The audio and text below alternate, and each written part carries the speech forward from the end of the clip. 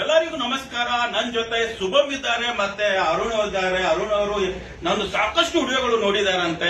ಅರುಣ್ ಅವರೇ, ನಮ್ಮ ವಿಡಿಯೋ ನೋಡಿದ ಮೇಲೆ ನಿಮ್ಗೆ ಏನ್ ಅನಿಸ್ತದೆ? ಏನಿಲ್ಲ, ಈ ಸೀಸನ್ 12 ಕನ್ನಡ ಬಿಗ್ ಬಾಸ್ ಅಲ್ಲಿ ನಮ್ಮ ಪ್ರೀತಿ ಅಕ್ಕ, ನಮ್ಮ ರಾಜ್ಯ ಮಾತೆ ಆಗಿರುವ ಅಶ್ವಿನಿ ಗೌಡ್ರ ಅವ್ರಿಗೆ ಸುಮಾರು ವಿಡಿಯೋಗಳನ್ನ ಮಾಡಿದ್ದಾರೆ.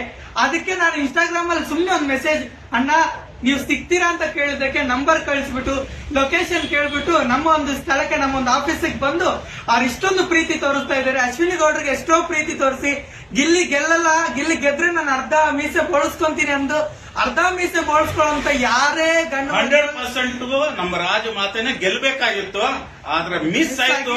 ಆದ್ರೆ ಇಡೀ ಕರ್ನಾಟಕ ಜನರ ಮನಸ್ಸು ಗೆದ್ದಿದ್ದಾರೆ, ಮನಸ್ಸಲ್ಲಿ ಇದ್ದಾರೆ. ಇದಕ್ಕಿಂತ ಏನ್ ಬೇಕಾದ್ರು ಇನ್ನೇನು ಬೇಡ. ನಮ್ಗೆ ನಿಮ್ಮ ಪ್ರೀತಿ, ನಿಮ್ಮ ಅಭಿಮಾನ, ನಿಮ್ ಬಿಗ್ ಬಾಸ್ ಮೇಲೆ ಇರೋ ಅಭಿಮಾನ ಎಲ್ಲ ನೋಡಿ ನಾವ್ ಯಾವಾಗ್ಲೂ ನಿಮ್ಗೆ ಚಿರಋಣಿ ಆಗಿರ್ತೀವಿ ಅಣ್ಣ.